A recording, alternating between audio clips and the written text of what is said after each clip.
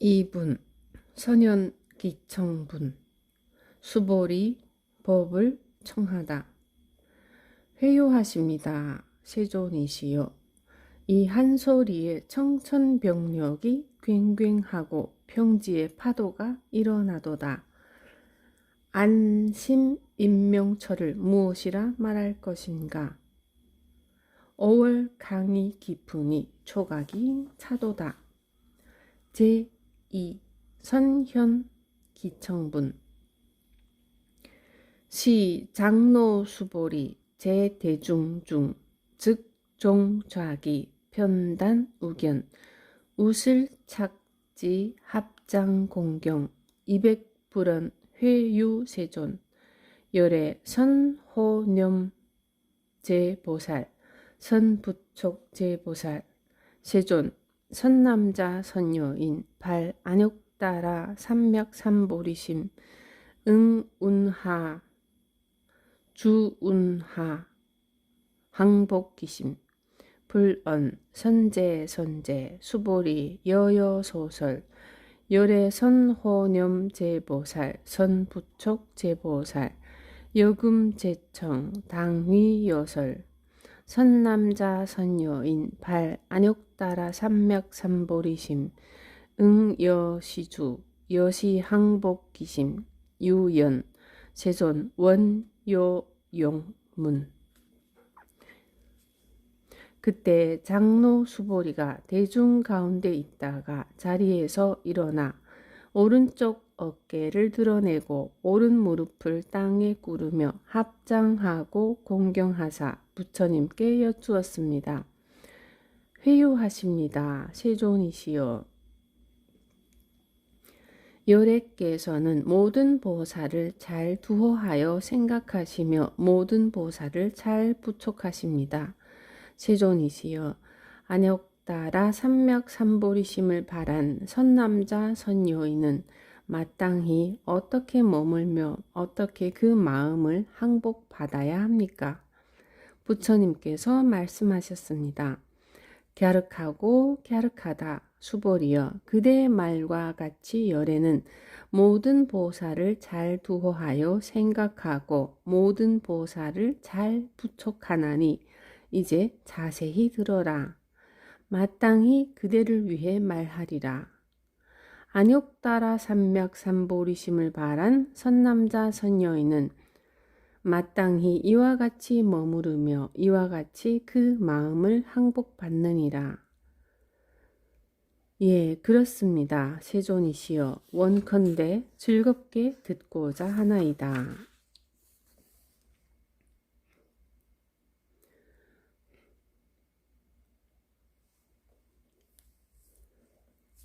제2분의 제목인 선현기청분의 선현은 수보리를 말합니다. 수보리가 일어나 부처님께 법을 청한다는 말이죠. 수보리는 부처님의 10대 제자 가운데 하나로 해공제일이라 불립니다. 해공은 온갖 법이 공한 이치를 잘 안다는 뜻입니다. 금강경에서는 수보리를 장로라고 칭하는데 장로는 배움이 크고 나이가 많으며 덕이 높은 비구를 높여 이르는 말입니다. 또한 수보리는 부처님께 기수급고독원을 지어 바친 수다타 장자의 조카입니다. 그는 기수급고독원이 완성되어 열린 첫 법회에서 부처님의 말씀을 듣고는 크게 감명받아 그 자리에서 출가를 결심하고 부처님의 제자가 되었다고 합니다.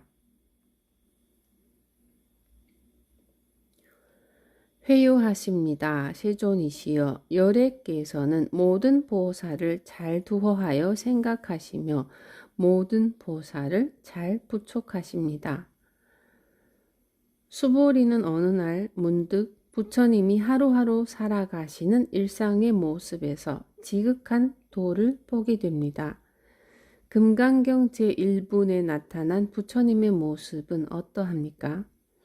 부처님은 온갖 번뇌를 끄는 분이므로 인간과 천상의 모든 중생에게 마땅히 공양받으셔야 할 분입니다.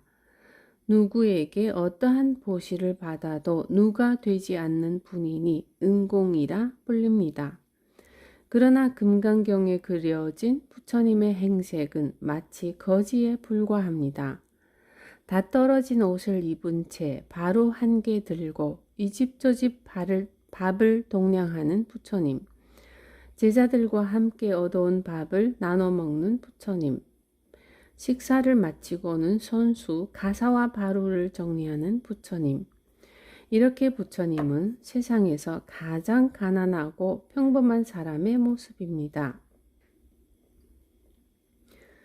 그렇게 평범한 부처님의 모습을 보고 수보리는 문득 부처님의 이러한 일거수일투족이 수행자를 위한 엄청난 가르침임을 깨닫습니다. 그래서 크게 감동한 나머지 자리에서 일어나 회유하십니다. 세존이시여 하고 부처님을 찬탄합니다. 부처님은 항상 그렇게 모든 보살을 잘 보호하고 염려하고 계셨으며 바른 법을 전하고 계셨음을 수보리는 비로소 알아차린 것이죠. 보살이란 보디사트바, 깨달은 중생이라는 뜻입니다.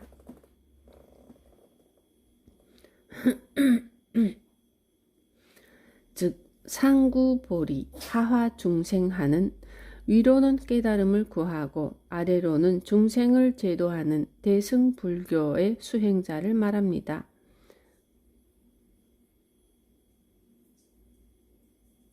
소승불교에서는 중생을 제도하는 수행자라는 개념이 없으므로 다만 모든 번뇌를 끊고 다시는 생사의 세계에 윤회하지 않는 아라한이 수행의 최고 목표입니다.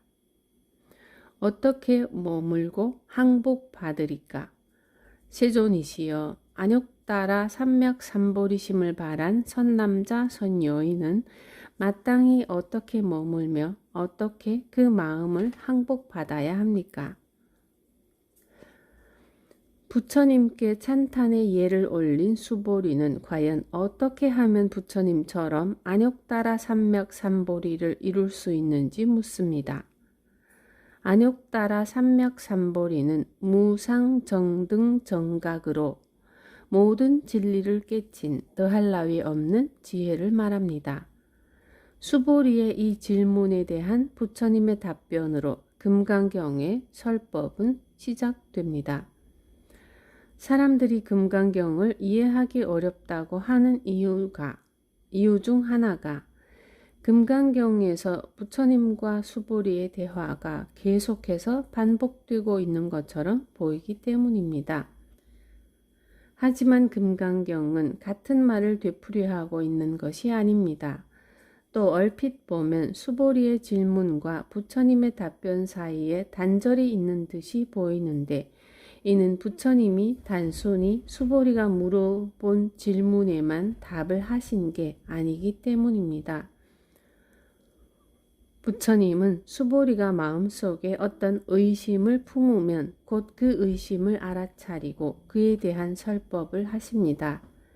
그래서 수보리의 마음속 의심을 모르고 읽으면 부처님의 설법이 무슨 말인지 어리둥절해질 수 있습니다. 그러므로 보살의 마음을 바라니가 아니면 즉 수보리의 마음이 되지 않으면 경전을 이해하기 어렵습니다. 안욕따라 삼맥삼보리심을 바란 선남자 선여인은 과거로부터 구도심을 일으켜 열심히 마음을 닦는 공부를 해온 사람을 말합니다. 또 다른 의미로는 내 인생의 주인이 되려는 보리심을 일으킨 사람을 말합니다. 안욕따라 삼맥삼보리, 즉 가장 높고 보편타당한 진리인 무상 정등 정각을 얻고자 하는 마음이 보리심입니다. 아무리 두터운 업장이 쌓였다 할지라도 혹은 세상에서 큰 죄를 지었다 해도 지금 이 순간 진리의 삶으로 나아가리라고 한마음 돌이킨 사람이라면 누구나 다 선남자고 선여인입니다. 앙굴리말라라는 한 브라만을 스승으로 섬기며 열심히 공부하는 젊은 수행자였습니다. 그런데 어느 날 스승 브라만이 앙굴리말라는 한 브라만을 스승으로 섬기며 열심히 공부하는 젊은 수행자였습니다. 그런데 어느 날 스승 브라만이 외출을 하자 앙굴리말라를 남모르게 좋아하던 스승의 부인이 그를 유혹했습니다. 하지만 앙굴리말라가 유혹에 넘어가지 않자 스승의 부인은 그에게 앙심을 품게 되었습니다.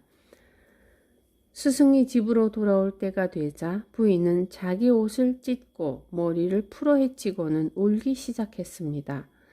브라만은 부인의 모습을 보고 깜짝 놀라 그 이유를 물었습니다. 그러자 부인은 남편에게 앙굴리말라가 자신에게 못된 짓을 하려 했다고 거짓말을 했습니다. 브라만은 몹시 화가 나 앙굴리말라를 파멸시킬 방법을 궁리한 끝에 앙굴리말라에게 사람을 100명 죽여 그들의 손가락으로 목걸이를 만들면 성자가 될 수 있다고 속였습니다. 앙굴리말라는 스승의 말을 믿고 닥치는 대로 사람을 죽이고 손가락을 잘랐습니다. 세상은 삽시간에 공포에 휩싸였고 이러한 소문을 들은 앙굴리말라의 어머니는 부처님을 찾아가 아들을 구해줄 것을 간청했습니다. 부처님은 앙굴리말라를 찾아갔습니다.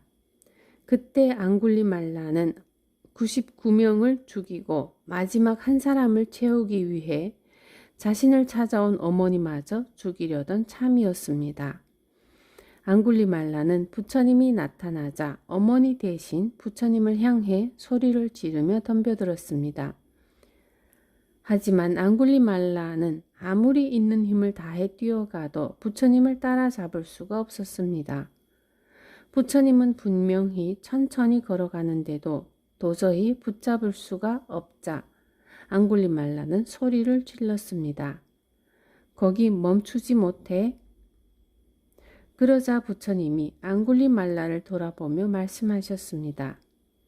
나는 이미 오래전에 멈추었는데 너는 아직도 멈추지를 못하는구나. 앙굴리말라는 부처님의 말씀을 이해할 수가 없었습니다. 분명 자기가 아무리 달려가도 부처님을 잡을 수가 없는데 부처님은 이미 오래전에 멈추었다니 도무지 그 뜻을 알 수가 없었습니다. 당신은 이미 멈추었고 나는 멈추지 못한다니 그게 무슨 말이오?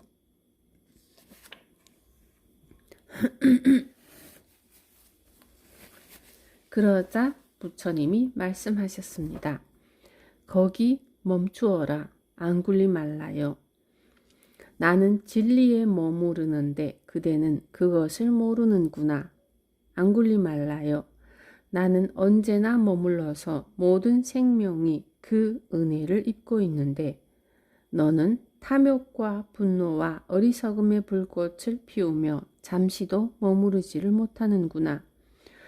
부처님의 말씀을 듣고 앙굴리말라는 비로소 자신이 저지른 죄업을 깨닫고는 부처님 앞에 엎드려 간청했습니다. 부처님, 저는 이제 어떻게 해야 합니까? 이 살인자를 제도해 주십시오.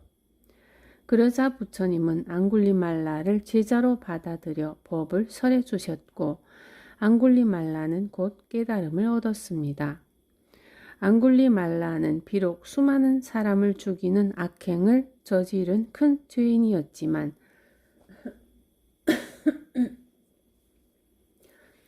부처님을 만나 진정으로 참회하고 보리심을 가졌기에 새 삶을 살 수 있었습니다.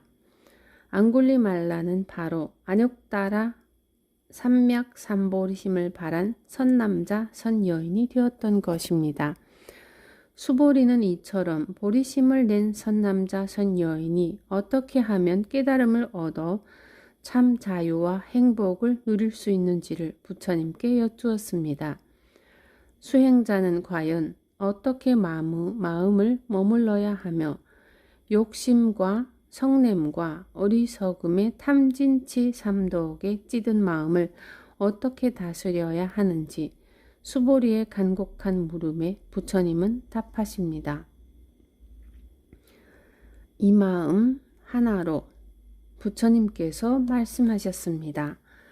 갸륵하고 갸륵하다 수보리여, 그대의 말과 같이 열에는 모든 보살을 잘 두허하여 생각하고 모든 보살을 잘 부촉하나니 이제 자세히 들어라. 마땅히 그대를 위해 말하리라.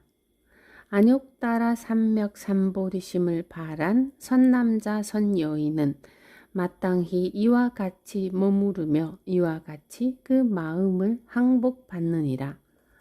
예, 그렇습니다. 세존이시여, 원컨대 즐겁게 듣고자 하나이다. 수보리의 첫 물음은 마음에 관한 것이었습니다. 과연 마음이란 무엇일까요? 마음은 삼라만상을 짓기도 하고 허물기도 합니다. 번뇌망상을 일으켜 지옥 같은 고통에 빠졌다가도 바로 다음 순간 재물욕, 성욕, 식욕, 명예욕, 수면욕 같은 오욕락에 젖기도 하는 게 사람 마음입니다. 한치 앞도 못 보는 어리석음에 빠져 축생이 되기도 하고 분노와 짜증으로 독한 마음을 불러일으키며 아수라가 되기도 합니다. 하지만 또 청정한 마음을 내면 수행자가 되기도 합니다. 자비를 내어 고통받는 중생과 함께해 보살이 되기도 하고 한 마음 깨달아 부처가 됩니다. 이렇게 순간순간 바뀌는 마음의 변화는 모두 눈, 귀, 코, 혀, 몸, 뜻의 육근이 경계에 따라 일어나는 것입니다.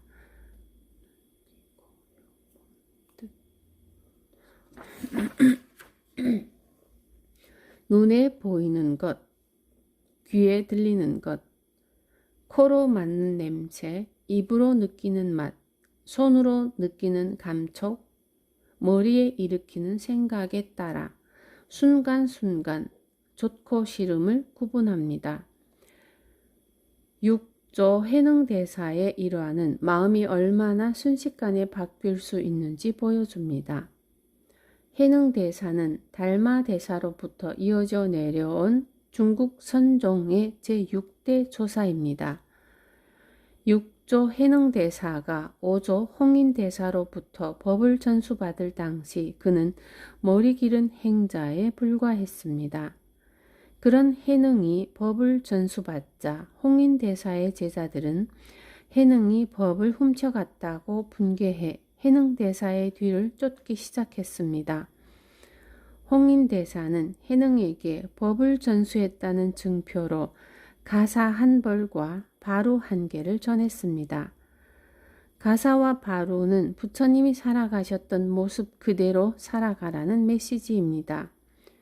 그것은 단지 전법의 형식일 뿐 법이란 본래 줄 수도 없고 받을 수도 없는 것이므로 훔칠 수도 빼앗을 수도 없습니다. 하지만 해능대사의 뒤를 쫓던 이들은 5조 홍인대사로부터 받은 가사와 바루를 빼앗기만 하면 자신이 6조가 될 수 있다고 생각했던 것입니다.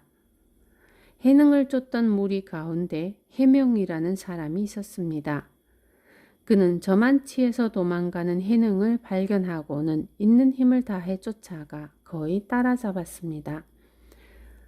해능은 더 이상 도망칠 수 없게 되자 들고 있던 바루와 가사를 바위 위에 올려놓고 그 뒤로 몸을 숨겼습니다. 해명은 바루와 가사가 이제 자기 차지가 되었구나 싶어 뛸 듯이 기뻐했습니다. 하지만 해명이 아무리 애를 써도 바루와 가사를 집어들 수가 없었습니다. 바로와 가사는 마치 바위에 딱 달라붙은 듯 떨어지지 않는 것이었습니다. 그제야 해명은 법이라는 것은 욕심낸다고 되는 것이 아님을 깨닫고는 바위 뒤에 숨어있는 해능에게 법을 청했습니다. 나는 법을 위해 왔지 옷을 위해 온 것이 아닙니다.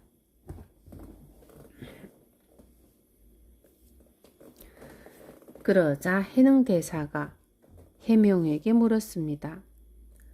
조금 전 마음은 무엇이고 지금 마음은 무엇입니까?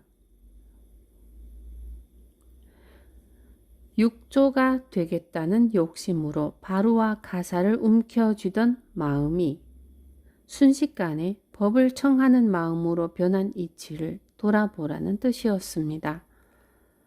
해능 대사의 간단한 질문 한마디에 해명은 그 자리에서 깨달음을 얻었습니다. 마음이란 그런 것입니다. 그러니 최상의 깨달음을 얻고자 하는 선 남자, 선 여인이라면 다른 무엇보다도 자기 마음을 어떻게 머무르고 어떻게 다스려야 할지가 첫 번째 숙제입니다. 그렇게 보리심을 일으켜야만 윤회의 수레바퀴에서 벗어날 수 있습니다. 간절히 일으킨 보리심은 하나의 씨앗이 되어 언젠가는 싹을 틔워 깨달음을 얻게 합니다. 그래서 대승불교에서는 발보리심, 그 중에서도 초발심을 특히 중요시합니다. 그런데 처음 보리심을 일으키는 것만큼이나 그 마음을 지속적으로 밀고 나가는 것도 참으로 어렵습니다. 보리심을 붙들어 깨달음으로 나아가려면 스스로에게 엄격해야 합니다. 이제껏 내 삶을 지배해온 욕심과 집착을 버려야 함을 깨달았다 해도 긴 세월 몸에 밴 습관은 쉽게 사라지지 않습니다. 그런 오래된 습관에서 벗어나 진리를 얻으려면 어떻게 해야 하는지 수보리는 이렇게 보리심을 낸 이들의 절실한 마음을 대신해 묻습니다.